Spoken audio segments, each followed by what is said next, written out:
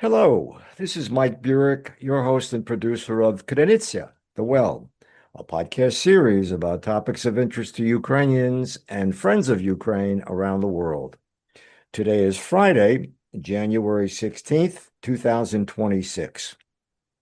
This episode of Krynytsia is produced for The Ukrainian Weekly, a newspaper published in English for the global Ukrainian community since 1933.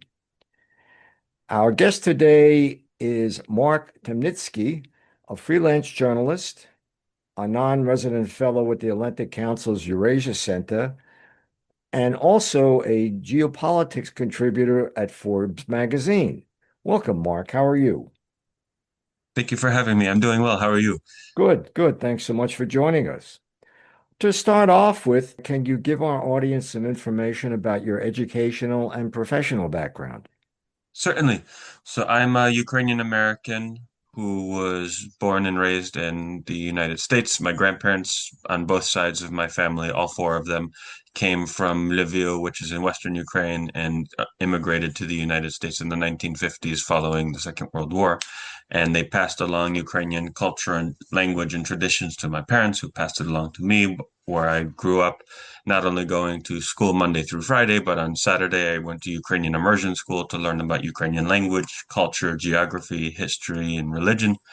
And then when I pursued my undergraduate and graduate studies, I focused heavily on Europe and Eurasian affairs and how does that relate to the United States because of my ethnic background. And Ukrainian was my first language when I was growing up. I completed my Master of Public Administration and Master of Arts in International Relations graduate programs at the Maxwell School at Syracuse University. And I have a Bachelor of Arts in History with departmental honors from Lemoyne College, which is a small Jesuit school in Syracuse. And I have a certificate of international studies from Georgetown University too. So very heavy on the Jesuit influence and Jesuit education. And because of my ethnic background and my interest in history and politics and geopolitics, I pursued writing and was very interested in it. Actually, my first piece that I ever had published was for Forbes, coincidentally, in February of 2016. And then several years later, they invited me to be a freelance contributor for them last July in 2025. And then I was most recently promoted to senior contributor in January of 2026. It's been very rewarding. I write about American, European, and Eurasian national security, energy security, foreign policy, politics, sports, and economics, primarily with the sports I do, the Olympics and soccer. And I have been on a mission to educate non-Ukrainians and non-ethnics from Eastern Europe and Eurasia about why should the United States and NATO and European Union be interested in these countries and these regions, and have had the opportunity and thankfully to work with wonderful editors and podcasts such as this one to talk to audiences or write about audiences for New York Times, Forbes, The Hill, Newsweek, several other American and European news outlets and organizations. And then, of course, a lot of my work has been shared publicly throughout North America and Europe and Asia. Mark, what are your thoughts about the ongoing shakeup among Ukrainian government officials? Do you think there will be a major change in Ukraine's conduct of the war with Russia as a result? It shows that Ukraine under President Volodymyr Zelensky is making changes to the government to try to reestablish faith and trust in the government. For those who are not aware, there was a large corruption scandal that occurred in the autumn of 2025 where around $100 million in corruption and several of President Zelensky's cabinet had to resign as a result of that, including his chief of staff, Andriy Yermak. And over the last few weeks, President Zelensky has been changing the names and the individuals in these positions. For example, Kirill Budanov, who was formerly the director of Ukraine's intelligence unit, has become the new chief of staff for President Zelensky. And that's significant because, according to public polling by international organizations such as International Republican Institute, National Democratic Institute, the Carnegie Endowment, Budanov is one of the most popular and well supported individuals who works for the government in Ukraine. And that bodes well for President Zelensky because this is someone who is highly respected and highly well qualified, as well, highly liked in the country and trying to reestablish what the office looks like. Additionally, it's by selecting Budanov as his chief of staff, who has previously worked with Russian counterparts to do the prisoner exchanges between Russia and Ukraine. It shows that Budanov is capable of having some sort of diplomatic relationship with Russia. And that's significant because as the United States tries to still push through a peace plan for Ukraine, having Budanov as someone who engages regularly with Russian government officials will be helpful for this peace process. So, are there any other new Ukrainian officials who you think will make a big impact on government policy?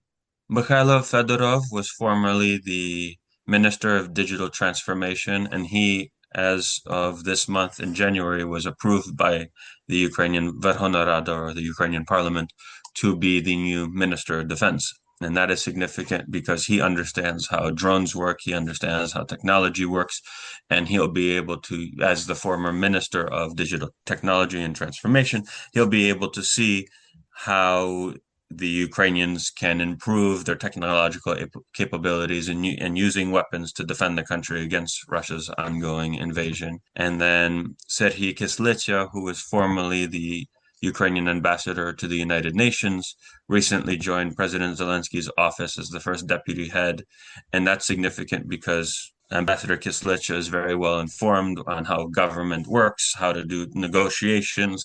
He has been invited and taken part in some of these recent discussions with United States senior officials to discuss a potential peace plan for Ukraine and strengthening President Zelensky's position from the negotiation process, which will be significant.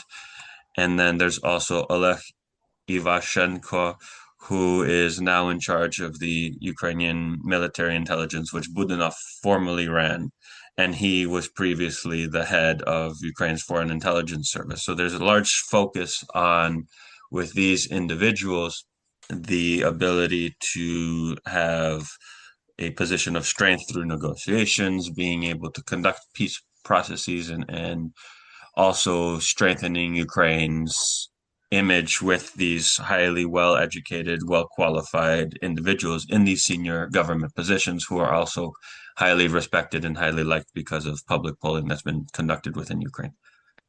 So, why did the Ukrainian government reorganization occur now?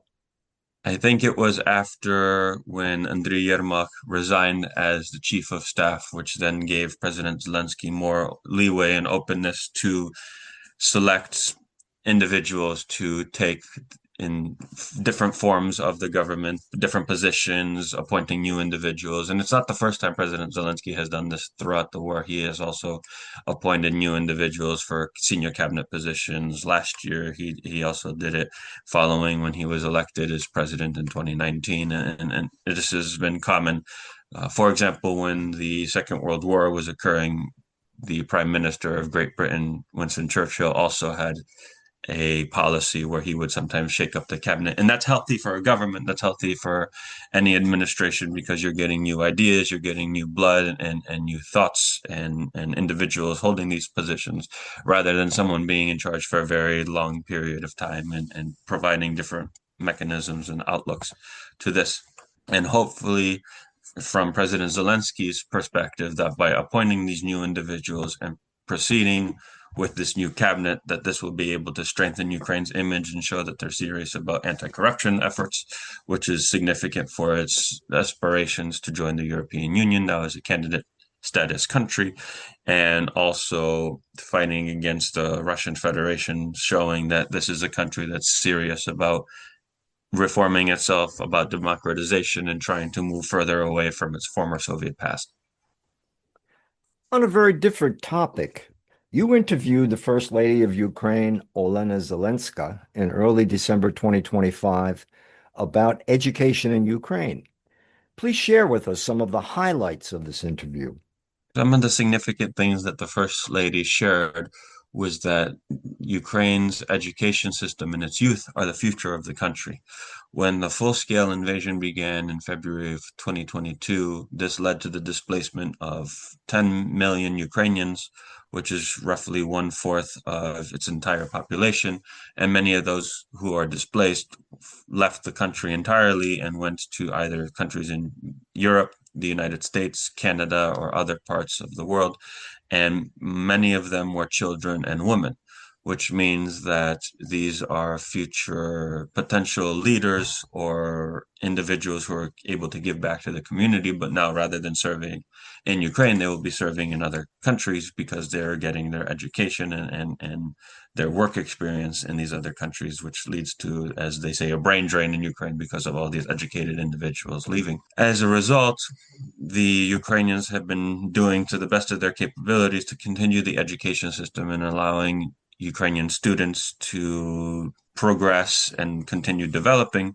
And the coronavirus pandemic in 2020 and 2021 was very helpful with Ukraine's education platforms currently, because at that time they had implemented a series of online learning and online studies for young children.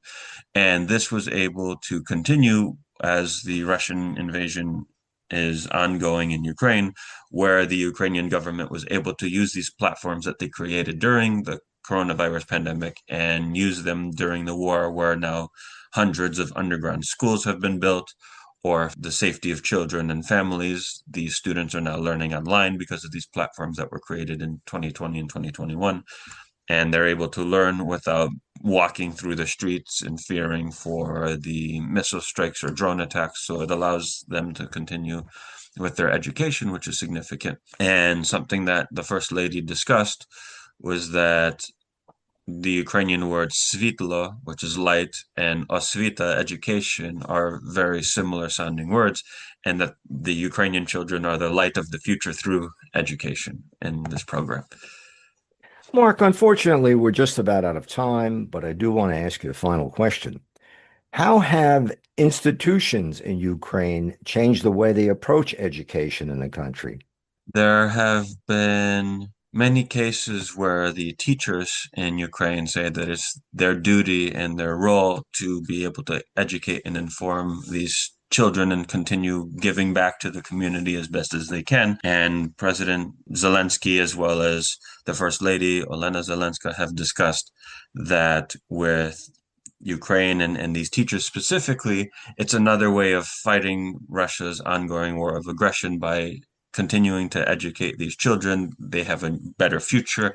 They're able to move forward rather than push, and they're pushing back on Russia's attempts to try to remove Ukrainian language, culture, history, and traditions. So these teachers are seen as other warriors fighting on the behalf of Ukrainian people, as well as the United Nations and various nonprofit organizations have been very active in engaging with the Ukrainian government on its programs to strengthen Ukraine's education. And the Ukrainian government, since the early 2000s, has spent a significant amount, on average, between 2000 and 2025. The Ukrainian government has spent around 14% of its gross domestic product on education, which shows that it really highly values education. And many ministers within Ukraine have said that not only is the defense sector very significant because of defending Ukraine, but the education sector is the second most important institution within Ukraine because of this ability to educate and inform people. Mark, I want to thank you so much for joining us today on Knizia. Thank you again for having me. It's a pleasure to be here. I've been speaking with Mark Temnycky, a freelance journalist, a non-resident fellow with the Atlantic Council's Eurasia Center, and also a geopolitics contributor at Forbes. I'm Mike Burek, your host and producer of Knizia. This episode is produced for The Ukrainian Weekly, a newspaper published in English for the global Ukrainian community since 1933. Until next time, that's all for now.